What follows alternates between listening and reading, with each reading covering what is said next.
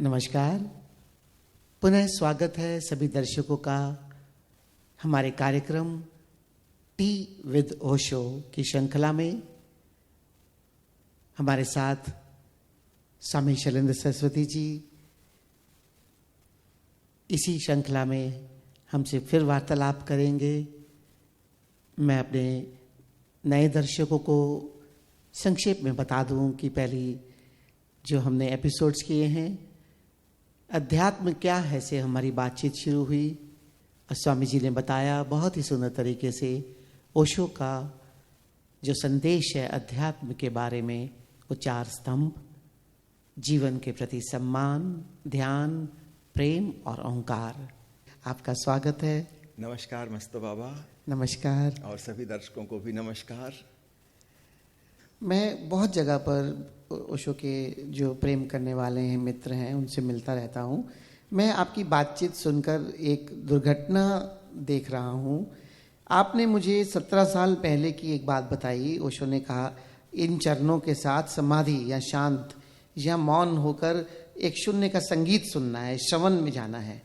लेकिन अभी जो डायनेमिक मेडिटेशन जो मैंने देखा है मित्र करते हैं, जो 1 घंटे की मेडिटेशन टेक्निक बनी हुई है, उसमें 30 मिनट तक तो ये सब पहला चरण और दूसरा चरण और तीसरा चरण है, लेकिन शांति का 15 ही मिनट का चरण है।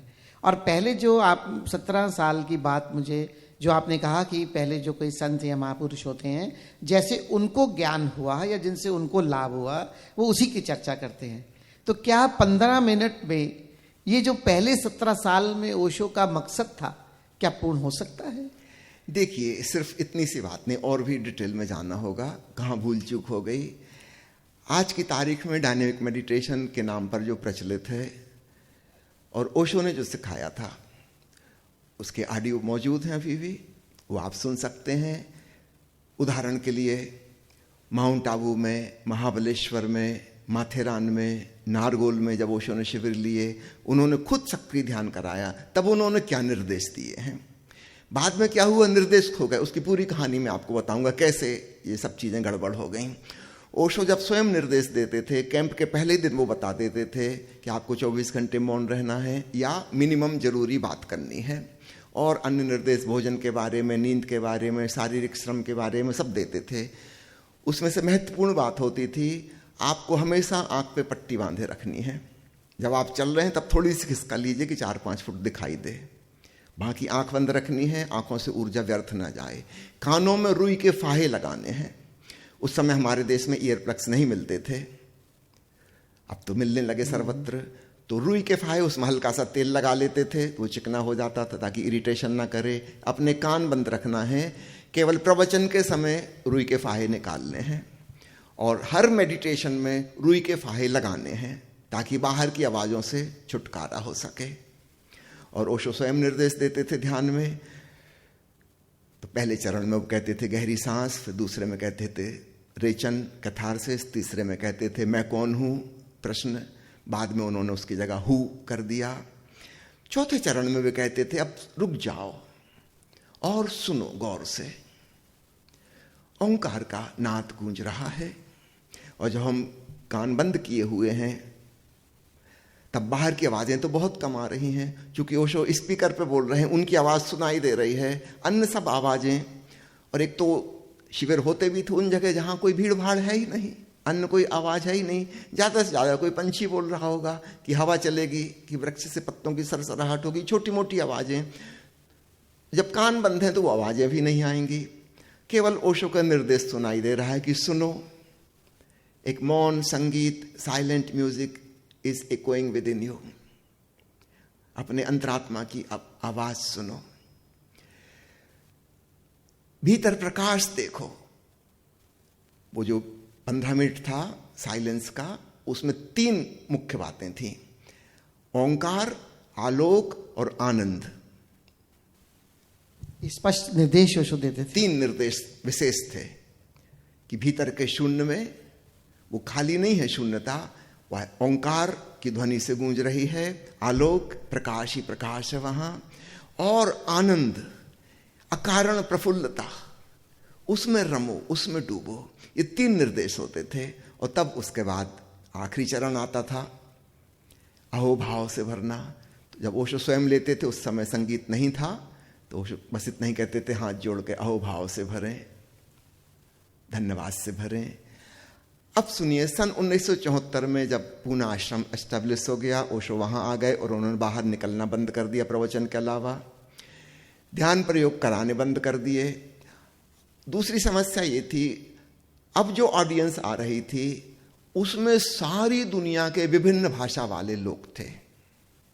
उसके पहले तक ओशो हिंदी में बोल रहे थे, या सन 71, 72, 73 में हिंदी अंग्रेजी में मिक्स्ड बोल रहे थे, तो निर्देश भी दोनों भाषाओं में दे रहे थे। लेकिन धीरे धीरे धीरे सारी दुनिया के लोग आ गए। जापान वाले भी हैं, जर्मनी वाले भी हैं, रसिया से भी कोई आ गया है, कोरिया का कोई है, कोई अफ्रीकन है, कोई इटालियन है, उनको अंग्रेजी भी नहीं आती।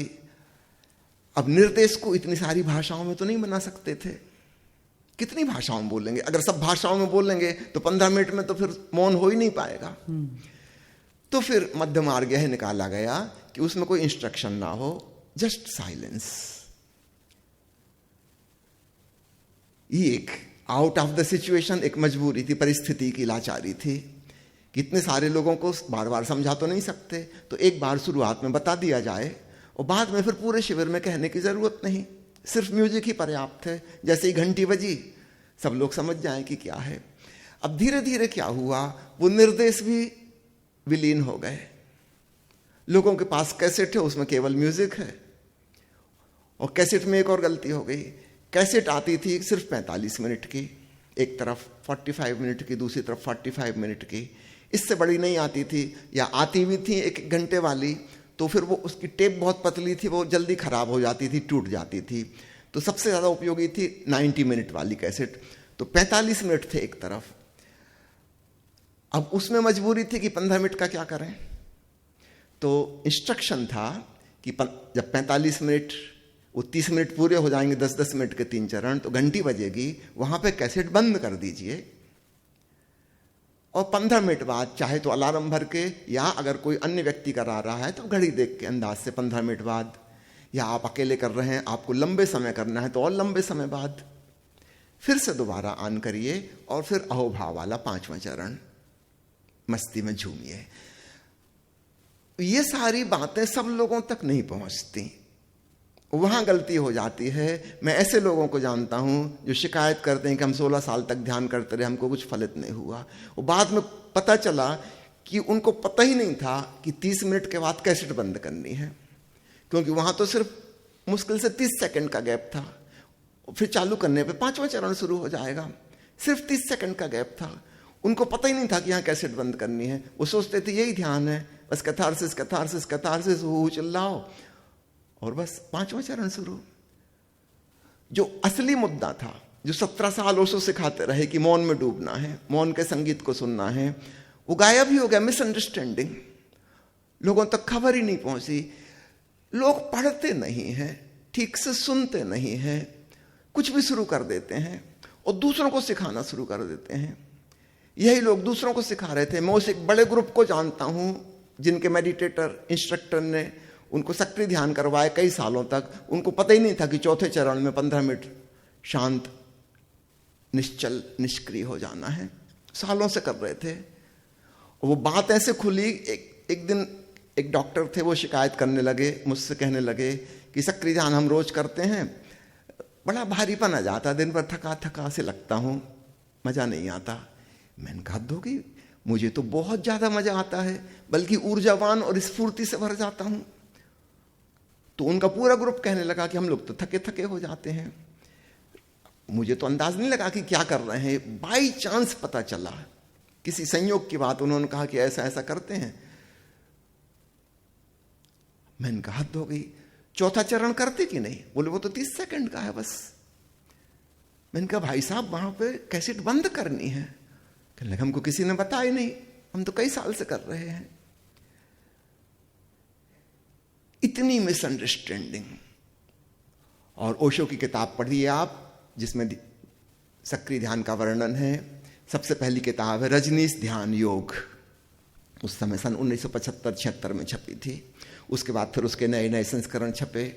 उसमें ओशो ने स्पष्ट कहा है कि अगर तुम ठीक से कैथारसिस करोगे तो 3 दिन पर्याप्त होंगे। सक्रिय ध्यान के 3 दिन पर्याप्त होंगे, सफाई हो जाएगी। और अगर तुम कुनकुने करोगे तो मैक्सिमम 3 महीना, इससे ज्यादा की कोई जरूरत नहीं पड़ेगी। कोई सफाई करना लक्ष्य तो नहीं हो सकता। अब कोई किसान कंकड़ पत्थर बीन रहा है, झाड़ झंखाड़ उखाड़ रहा है, घास उखाड़ रहा है, अरे भाई बीज कब बोओगे, खाद पानी कब डालोगे? वो भूल ही गया कि हम फसल पैदा करनी थी। वो सफाई में लगा है। और सफाई ऐसा काम हो, एक कोने से शुरू करो घास उखाड़ना, जब तक आप दूसरी तरफ पहुंचोगे तब तक यहां फिर घास कंखाड़ उगाएगी। घास का कहीं अंत होता है? तो एक थोड़ी सी टेम्पररी सफाई जरूरी थी। हम अपने मन को खोदते जाएं, वो तो एंडलेस कहानी है। पर्सनल सबकॉन्शियस के नीचे कलेक्टिव सबकॉन्शियस छुपा है, उसके नीचे कॉस्मिक सबकॉन्शियस छुपा है, पूरा ब्रह्म अचेतन भीतर छुपा है। कहां तक सफाई करोगे? खेत की सफाई करने के लिए हम ऊपर 2-4 6 इंच की सफाई कर लेते, खत्म। अब कोई मील भर गड्ढा खोद के थोड़ी सफाई करेंगे, उससे तो खेती बर्बाद हो जाएगा। तो यहां भूल हो गई। कुछ लोग हैं वो चक्र ध्यान किए ही जा रहे हैं, खत्म ही नहीं करते। कुछ लोग हैं जो गलत टेक्निक से कर रहे हैं। कुछ लोग हैं जिन्हें पता ही नहीं कि ईयर प्लग लगाना था और आंख की पट्टी बांधनी थी और 15 मिनट में ओंकार और आलोक और आनंद में डूबना था, यह भी नहीं पता। बहुत लोगों को यह भी नहीं पता कि दृष्टा भाव से ध्यान करना था। जब प्राणायाम कर रहे हो पहले चरण में, दृष्टा भाव से ऐसे देखो जैसे कोई और सांस ले रहा है। जब कैथारसिस कर रहे हो, ऐसे देखो कि और कोई है, ये व्यक्ति जिसके भीतर की दमित भावनाएं विसर्जित हो रही हैं और तुम दूर से उसको जान रहे हो, तुम जानने वाले हो। ठीक वही बात तीसरे चरण में, जब मैं कौन हूं अथवा हूं मंत्र का उच्चार किया जा रहा है। दृष्टा भाव सत्ते आधा घंटा में अपने क्लाइमैक्स पे पहुंच जाएगा। और चौथे चरण में जब कुछ भी नहीं हो रहा, simply nothing is happening, you are doing nothing, हम निष्क्रिय ध्यान वाली अवस्था में पहुंच गए। और तब वहां पर दृष्टा भाव अपने क्लाइमैक्स पर पहुंच जाएगा, क्योंकि अब objectively there is nothing to know, you are knowing the knower. इसका अर्थ पहले चरण से जो दृष्टा में होगा वही धीरे धीरे दृष्टा होते हुए चौथे चरण के अंदर पूर्ण रूप से दृष्टा बन जाएगा। अगर हमने शुरुआत से वह नहीं किया तो ये क्लाइमैक्स कहां से आएगा अचानक? तो एक मिसअंडरस्टैंडिंग, कई लोगों को चौथे चरण के बारे में नहीं पता। दूसरी गलतफहमी या सूचना ठीक से नहीं मिली कि ओशो का क्या निर्देश है। कान बंद रखना है, हो सके तो साउंड प्रूफ कमरे में करना है, आंखों में पट्टी बांध के रखना है और दृष्टा भाव को शुरुआत से साधना है। अगर हम वो विसर्जन करते समय उसमें लीन हो गए तब तो विपरीत परिणाम आ जाएगा। जैसे मैं सामान्य रूप से क्रोध करता हूं और उसमें तादात्म्य कर लेता हूं, आइडेंटिफाइड हो जाता हूं, अगर मैं उसी ढंग से क्रोध कर रहा हूं तब तो मेरे क्रोध की आदत और मजबूत हो गई। प्रैक्टिस। मुल्ला नसरुद्दीन को बहुत खांसी चल रही थी, डॉक्टर ने इलाज लिखा, हफ्ते भर बाद आया नसरुद्दीन।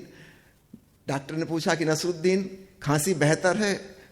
नसरुद्दीन कहा, हाँ डॉक्टर साहब काफी बेहतर हो चुकी, दिन रात अभ्यास कर रहा हूं खांसने का, काफी स्ट्रांग हो गई, पूरे मोहल्ले में सुनाई देती है आवाज अब। अगर हम तादात्म्य साध कर अर्थात मूर्छित होकर बिना साक्षी भाव के कैथारसिस करेंगे तो हमारे जो दमन का है उसका ही प्रैक्टिस हो गया, हमारा क्रोध और मजबूत हो गया। दृष्टा भाव से करेंगे तो हम उससे डिसआइडेंटिफाई हो जाएंगे और वह दमन विसर्जित हो जाएगा, हम उससे छुटकारा पाएंगे। और अगर हम उसकी प्रैक्टिस कर रहे हैं तब तो वो ऐसे ही होगा, रियल सिचुएशन में जैसा क्रोध करते थे वैसे ही कर रहे हैं, कोई फर्क नहीं रहा। फिर वो ध्यान तो नहीं हुआ, गलती हो गई। तो ये भी एक बहुत बड़ी गलती हुई है। तो अगर मैं आपकी पूरी बातों को एक उसका सत्य निकालना चाहूं तो 17 साल तक जो ओशो ने सक्रिय विधियां नहीं दी, वो एक महत्वपूर्ण अंश था जो सक्रिय ध्यान को करने के बाद अप्लाई होना था। यस। और लोगों ने उसको भी भूल गए, क्योंकि ओशो ने उसके बाद वो ऐसा करवाया नहीं, क्योंकि उन्होंने देखा कि लोग शांत नहीं हो पा रहे। और जिन्होंने सक्रिय ध्यान किया और ओशो के साथ अन्याय हुआ कि सक्रिय ध्यान ही ओशो को मान लिया गया, वो लोग भी सक्रिय ध्यान के चरण करने के बाद वो 17 साल वाला अंश उसमें जोड़ नहीं पाए। और ओंकार, आलोक और आनंद तो गायब ही हो गया। उनकी तो कोई बात ही नहीं। अतीन्द्रिय अनुभव जिस पर मुख्य जोर ओंकार, वही जो आपने चौथा स्तंभ बताया, जी, तो इसकी चर्चा मैं बाद में करूंगा, लेकिन अभी हम जिस विषय पर हैं उसी विषय पर थोड़ा और रहना चाहूंगा, क्योंकि बहुत ही महत्वपूर्ण बात आपसे पता चल रही है स्वामी जी।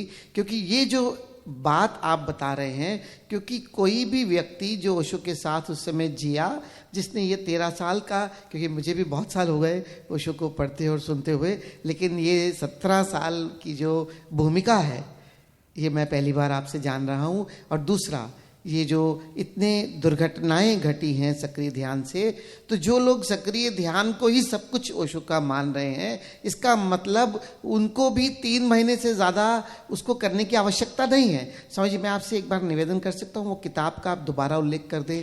रजनीश ध्यान योग सन 1975 या 76 में छपी थी। उसके बाद उसके फिर नए नए संस्करण आए, नामकरण चेंज हो गया। बाद में ध्यान योग प्रथम और अंतिम मुक्ति आई, एक किताब ध्यान विज्ञान आई, एक जो सबसे फेमस किताब रजनीशपुरम में से प्रकाशित हुई थी, दी ऑरेंज बुक, वो वर्ल्ड फेमस किताब हुई थी, उसकी कोई 1.5 लाख कापियां बिकी थी। तो उन सब में इस चीज का उल्लेख है।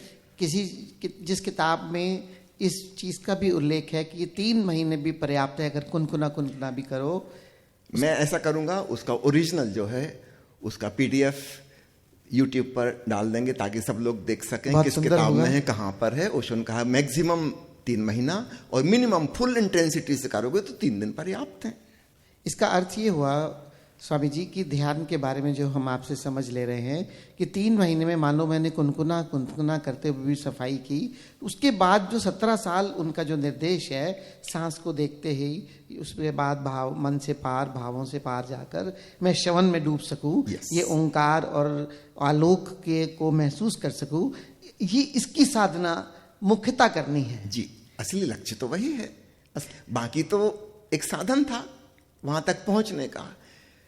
तो ये हो गया कि साधन ही मुख्य हो गया, साध्य को भूल ही गए। आपने एक शब्द का और प्रयोग किया, समाधि। बहुत सारे मित्रों और दर्शकों को मैं इस बात में भी आपका दृष्टिकोण चाहता हूं।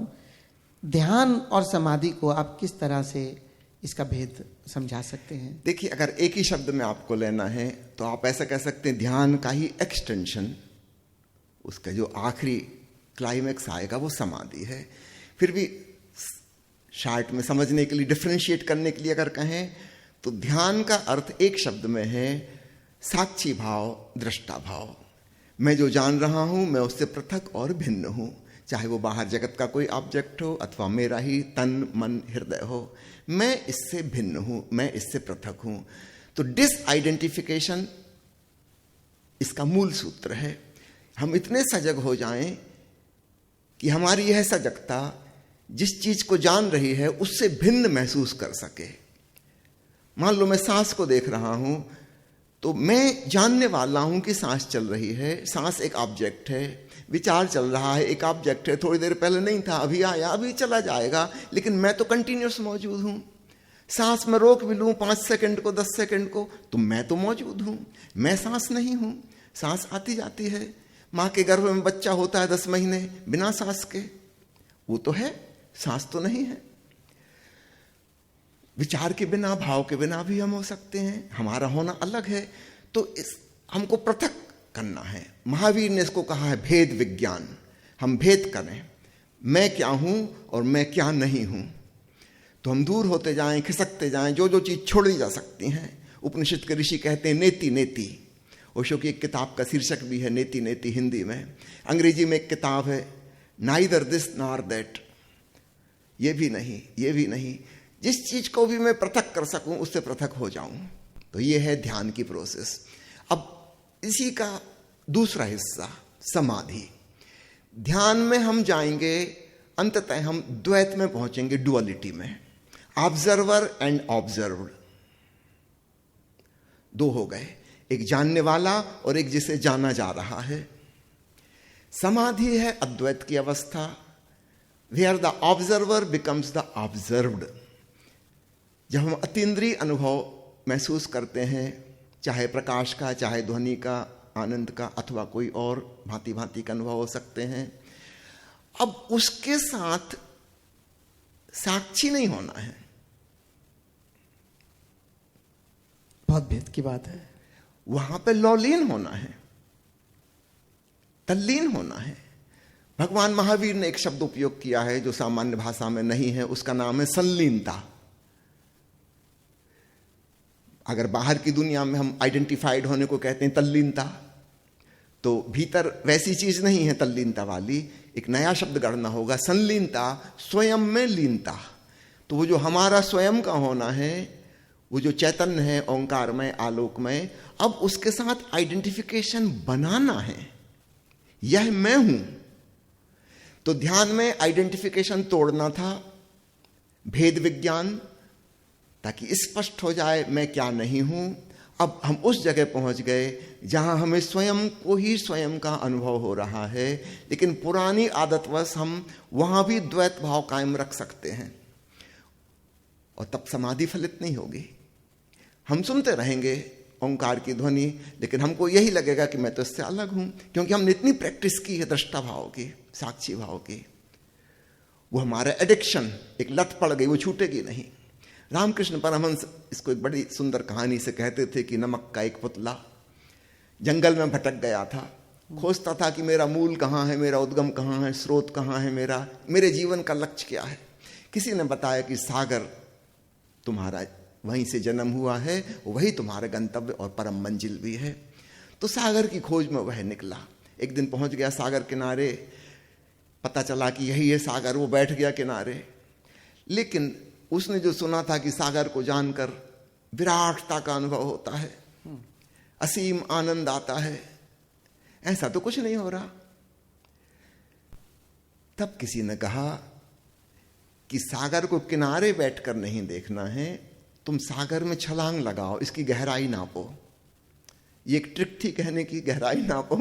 नमक का पुतला कूद गया, और जैसे जैसे गहरा जाने लगा, घुलता गया, पिघलता गया, melting and merging and becoming one with the ocean.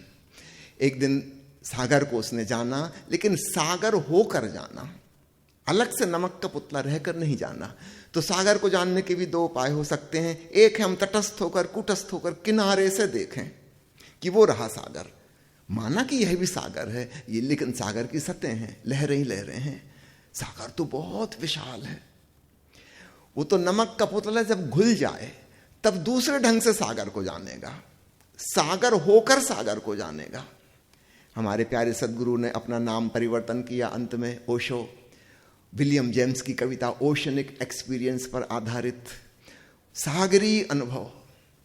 अब जहां नमक का पुतला या कहो बूंद या कहो सरिता सागर में मिल गई और सागर हो गई, ओशनिक एक्सपीरियंस। कबीर जिसको कहते हैं बूंद समानी समुद्र में सोकत हेरी जाए, हेरत हेरत हे सखी रहा कबीर हेराए। तो ये है समाधि की घटना जिसमें अद्वैत फलित होता है। यहां पर एक बात और कह दूं सभी ध्यानी मित्रों के लिए, ध्यान में हम जो साध रहे हैं वो हमें फाइनल द्वैत तक ले जाएगा, अद्वैत में नहीं ले जाएगा।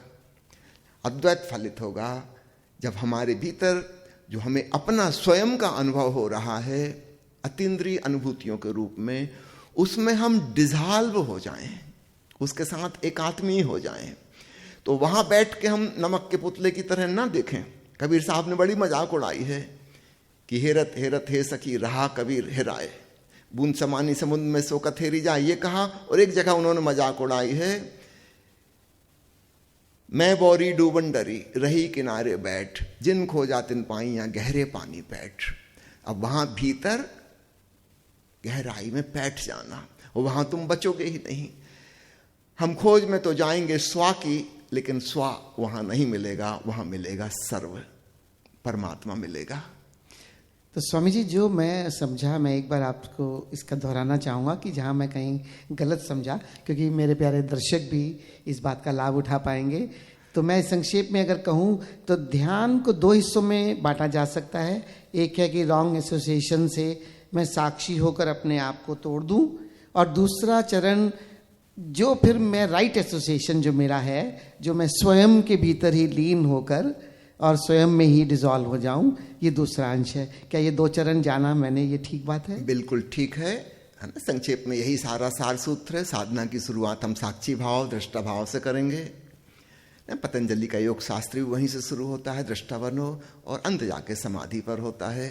अब लौलीन हो जाओ, एक हो जाओ। विधियां महत्वपूर्ण है, लेकिन विधियां भी एक सीमा तक आपको लेके जाएंगी जहां से आप भिन्नता को अनुभव कर सकते हैं, लेकिन उसके बाद आपको विधि भी छोड़नी पड़ेगी, क्योंकि वहां तो कोई विधि नहीं है। अगर नमक का पुतला पिघल रहा है तो क्या विधि होगी? तो जहां ये हमारे ओशो ने, मैंने जो थोड़ा सुना है कि एक जगह आपको विधियां भी छोड़नी पड़ेंगी, तो बहुत सारे मित्र इसमें भी भूल कर देते हैं, बिना भिन्नता को अनुभव किए ही विधियां छोड़ देते हैं। पूरी तरह से साक्षित्व घटने के बाद वो रॉन्ग एसोसिएशन छूट जाए, उसके बाद ही विधि छूट सकती है। तो संक्षेप में स्वामी जी, आज समय की भी सीमा है, लेकिन अगर मैं पूरी आज जो दूसरा स्तंभ है इसका एक दर्शकों को सार निचोड़ बताना चाहूं, तो शुरू तो हमने किया था कि जिसमें परमात्मा को नकारा गया, लेकिन स्वामी जी ने बहुत ही इंटेलिजेंस से परमात्मा में डुबा दिया।